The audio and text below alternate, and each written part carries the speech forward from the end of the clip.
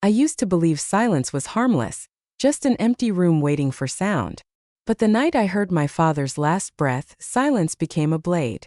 It sliced through every memory I'd ever trusted, and I can still feel the cut. I'm Maris Vega, and this is the story I never wanted to tell. The story of how a single knock at my door shattered the life I thought was unbreakable. It started on an ordinary Tuesday: blue sky, burnt coffee, the hum of city buses outside my apartment. I was scrolling through old vacation photos when I heard it. 3 sharp knocks. Not frantic, not casual. Precise.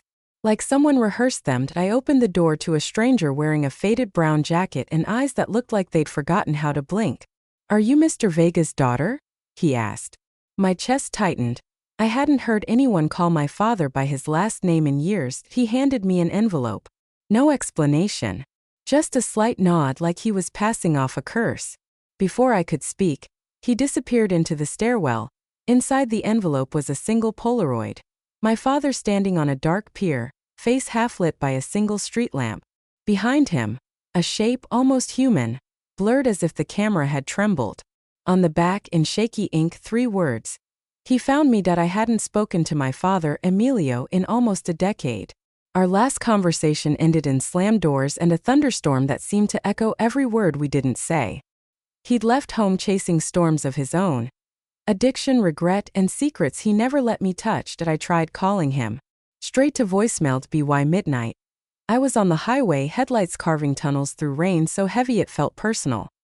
His cabin sat on the edge of a forgotten lake, where the trees leaned close enough to whisper. When I arrived, the door was ajar. The air smelled of metal and pine. Inside, the silence pressed against me like a living thing. His chair was overturned. On the table, another Polaroid. Same pier. Same blurred figure. This time the ink read. "It's too late." A floorboard groaned behind me. I spun around. Nothing. Only the hiss of wind through cracked windows. Hours blurred. I searched every corner, calling his name until my throat burned. At dawn, the lake released a low mist, and I saw footprints leading to the water's edge. They stopped at the pier, where the boards were slick with something darker than rain. That's when I heard it. A single breath, close enough to fog the back of my neck. I turned, heart slamming. No one. Just the echo of my own panic. Then his voice. Soft, breaking. "Maris." It came from the water. From nowhere. From everywhere. I stepped onto the pier, wood groaning beneath me. "Dad." The mist thickened, folding around me until the world dissolved into gray. And then I saw him, half in shadow, half in memory, standing where the footprints ended. "I tried to protect you," he whispered before I could move. The lake swallowed his shape like a stone. I screamed until the echo died.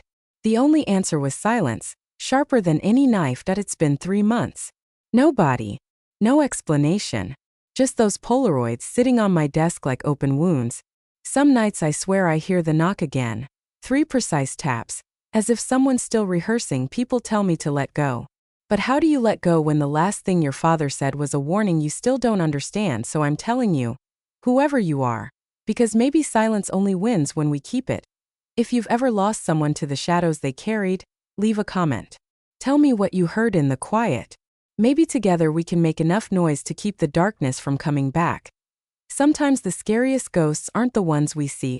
They're the secrets we inherit, waiting for the next knock.